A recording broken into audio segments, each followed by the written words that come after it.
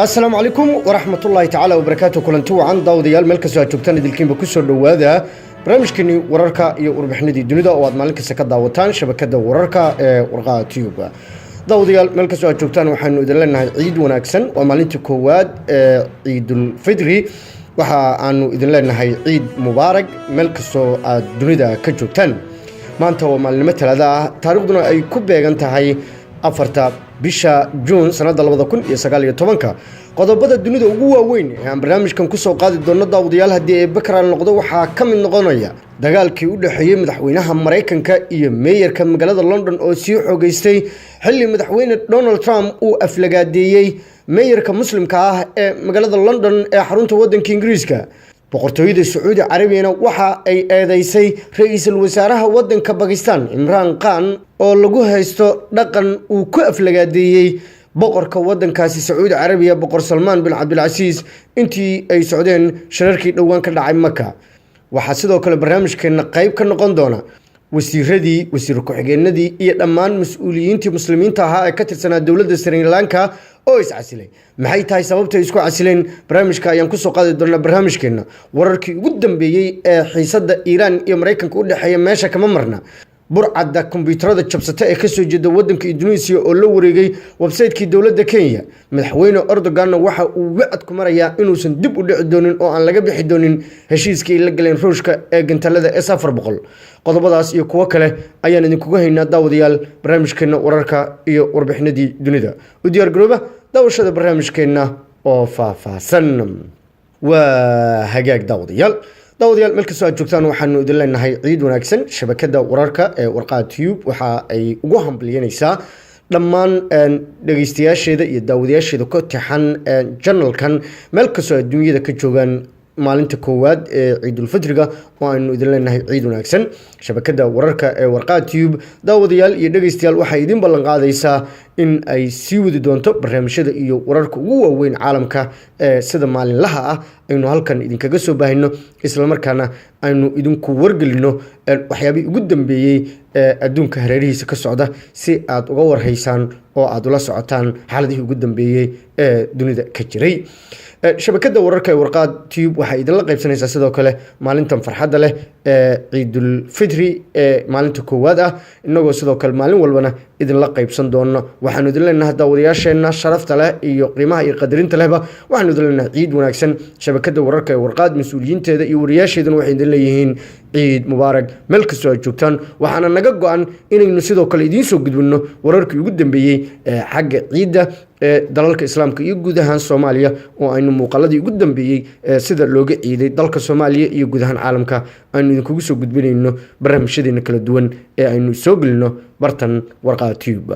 daawadayaal guud ahaan dalalka caalamka maanta waxay u tahay maalinta koowaad ee ciidda marka laga reebo dalal yar oo diiday oo sheegay inaysan maanta ahayn maalinta koowaad bisha Shawaal dhamaystirayna bisha barakeysan ee Ramadaan. sidoo kale guud ahaan Soomaaliya oo aan hadda idin kala soo hadlayo inteeda badan waa markaasi laga ciiday oo dadka farxadda ayay markaasi isla wadaagayaan marka laga reebo meelo yar oo Soomaaliya kamid ah oo aan wali laga ciidin oo ay maanta u tahay maalintii ugu dambeysay bisha barakeysan ee Ramadaan. marka adduunyada meelaha aan laga ciidin waxa kamid ah dalka Malaysia oo kale oo aan maanta laga ciidin inkastoo saacado badan ay naga horeeyaan. sidoo kale daawadayaal waxa jira meelo dhowr ah oo aan laga ciidin inkastoo inta badan dalalka caalamka laga ciiday. wararkeena kale ayaynu galeynaa daawadayaal maanta aan idin hayno. madaxweynaha Mareykanka Donald Trump ayaa aflagaadeeyay meeyarka muslimka ah ee magaalada London ee la yiraahdo Sadiq Khan.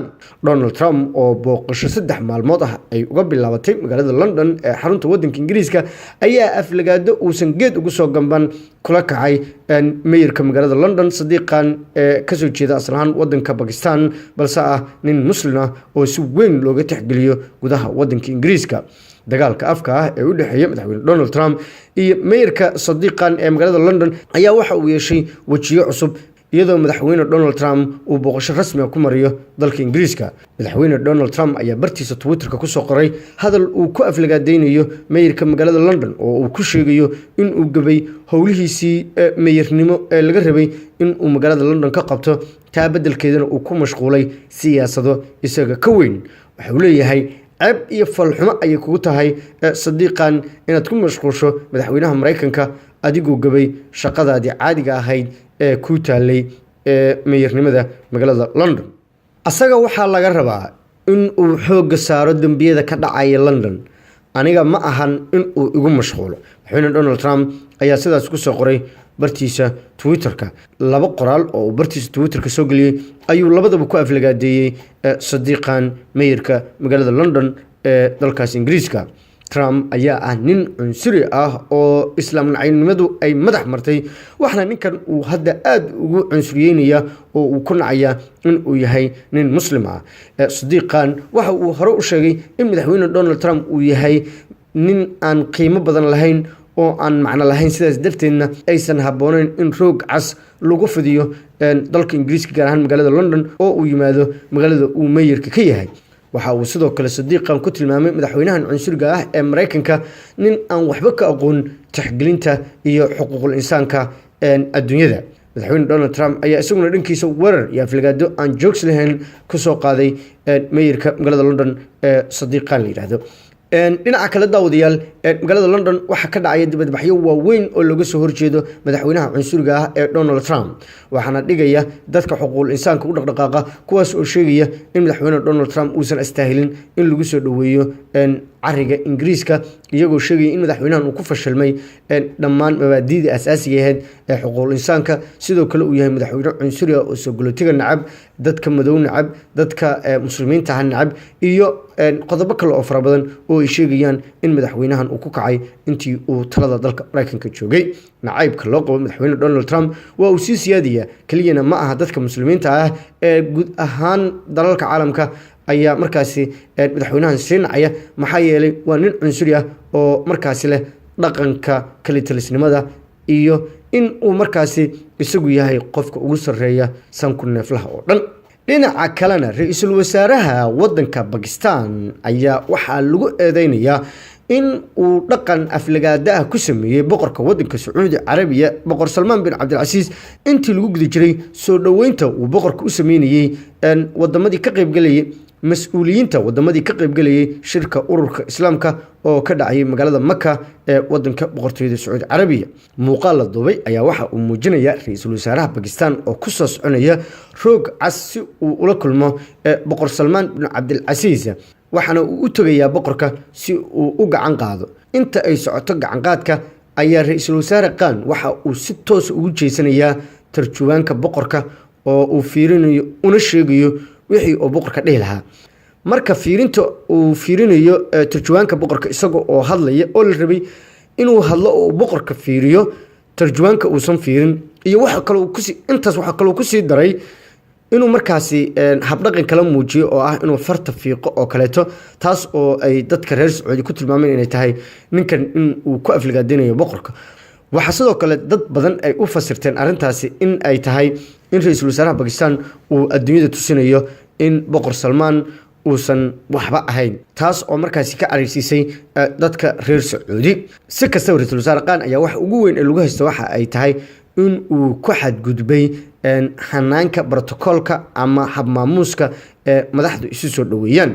Sacuudi Carabiya iyo Pakistan ayaa waxa ka dhaxay xiriir aad u fac weyn, waxaana Pakistan ay Sacuudiga ka heshaa taageero aad u ballaaran oo xagga dhaqaalaha ah. dhowaan wadanka Pakistan waxaa booqday dhaxal sugaha boqortooyada wadanka Sacuudi Carabiya Mohammed bin Salman, kaas oo dowladda ra'iisul wasaare Khan la soo saxiixday heshiisyo ku kacaya $20 bilyan oo ay Sacuudiga ku maalgashanayaan gudaha wadankaasi Pakistan. qaybihii dambe ee barnaamijkeena ayaan isla soo gaarnay. dhammaan wasiirada iyo wasiir ku-xigeenada muslimiinta ah ee ka tirsanaa dowladda Sri Lanka ayaa iscasilay kadib markii ay dowladda ku eedeeyeen in ay ku fashilantay in ay sugto amniga dadka laga tirada badan yahay ee muslimiinta ah ee ku dhaqan wadanka Sri Lanka. wararku waxa ay sheegayaan in laga baqdin qabo weeraro xoog leh oo lagu qaado dadka muslimiinta ah kadib weeraradii ka dhacay dalka Sri Lanka ciidii Easter-ka ee markaas lagu qaaday kaniisadaha iyo hoteelo ku yaala wadanka Sri Lanka. waxa ay sheegeen wasiirada muslimiinta ah ee ka tirsanaa dowladda Sri Lanka in dowladdu ay ku fashilmatay damaanad qaad buuxa in ay siiso amniga dadka muslimiinta ah ee ku nool wadankaasi Sri Lanka. haddii wasiiradeennii ay waayeen hab macquul ah oo lagu sugi karo amniga bulshadeenna waa ku qasban yihiin inay qaataan go-aanka ugu macquulsan uguna habboon. Ra'uuf Hakim oo ah hogaamiyaha Koongareeska Muslimiinta ee Sri Lanka ayaa sidaas sheegay. Wadanka Sri Lanka ayaa waxaa ka jira cabsi weyn oo laga qabo in kooxaha Buddhistaha ah ay weeraro safmar ah ku qaadaan dadka muslimiinta ah ee tirada yar ee ku nool wadankaas, iyagoo oo u argudaya dadkii hore lagu laayay weeraradii ee dhacay ciidii Easter-ka ee ka dhacay kaniisado iyo hoteelo ku yaala wadankaasi Sri Lanka. ugu dambeyntiina madaxweynaha wadanka Turkiga Rajab Tayyip Erdogan ayaa sheegay in wadankiisa uusan marnaba dib uga laaban doonin heshiiska S400 ee ay kula jiraan Ruushka, isagoo oo ka soo horjeestay hanjabaadda iyo goodiska Mareykanku u soo dirayo dowladda Turkiga. Rajab Tayyip Erdogan oo xalay saxaafadda kula hadlay magaalada Istanbul ee wadankaasi Turkiga ayaa waxa uu sheegay in dowladda Turkiga ay kol hore saxiixday heshiiska ay gantalada S400 kaga soo iibsanayso Ruushka, isla markaana aysan dib uga laaban doonin wax kasta oo dhaca. Waxa uu sheegay in goodiska Mareykanka ee ku aadan in Turkiga aan laga iibin doonin diyaaradaha F-35 aysan waxba ka bedeli doonin go'aanka ay hore u qaateen. Washington iyo Ankara ayaa xiriirkooda waxa soo galay mugdi weyn, waxaana ay salka ku haysaa habka difaaca ee S400 loo yaqaano ee Turkiga uu ka soo iibsanayo wadanka Ruushka. Saraakiisha Mareykanka waxa ay Turkiga kula talinayaan in Turkiga uusan ka soo iibsan S400 wadanka Ruushka, maadaama ay yiraahdeen gantaladaasi aysan la shaqayn karin hanaanka guud ee ururka gaashaanbuurta NATO ee uu Turkiga xubinta ka yahay. si kasta oo ahaato mas'uuliyiinta wadanka Turkiga ayaa ku celcelinaya in marnaba aysan dib uga laaban doonin mowqifkooda ah in ay S400 ka helaan wadanka Ruushka. burcadda xagga internetka ee wadanka Indonesia ayaa waxa ay la wareegeen oo ay jabsadeen website-ka dowladda Kenya ay leedahay. website-kaas oo ah kan rasmiga ah ee ay dowladda isticmaasho. muwaadiniinta wadanka Kenya ayaa ku dhibtooday isniintii shalayta ahayd inay galaangal u yeeshaan website-ka rasmiga ah ee dowladda ka gadaal markii burcadda Indonesia ee xagga internetka ay jabsadeen website-kii dowladda Kenya. website-ka ayaa waxa la sheegay in ay ku jireen macluumaad badan oo xagga markaasi maaliyadda, macluumaadka xagga dhalinyarada qaranka, arrimo ku saabsan cadaaladda iyo sidoo kale sharciyada xagga safarada. waxaana la sheegay in website-kaas ay jabsadeen kooxdaas. waaxda tiknoolajiyadda ee dowladda Kenya ayaa waxa ay goor dambe sheegtay in ay dib u soo celisheen website-ka oo hadda uu gacan ammaana ku jiro. burcadda xagga internetka ee adduunyada ayaa sii xoogeysanaysa maalinba maalinta ka dambeysa, waxaana ay jabsadaan macluumaadka iyo xogaha ku kaydsan website-yada iyo sidoo kale emailada khaaska ah ee madaxda adduunyada, taas oo dhibaato iyo walwal badan ku haysa dowladaha caalamka. daawadayaal intaas ayaan kusoo gabagabeynaya. inta ka horeysa nabadgelyo.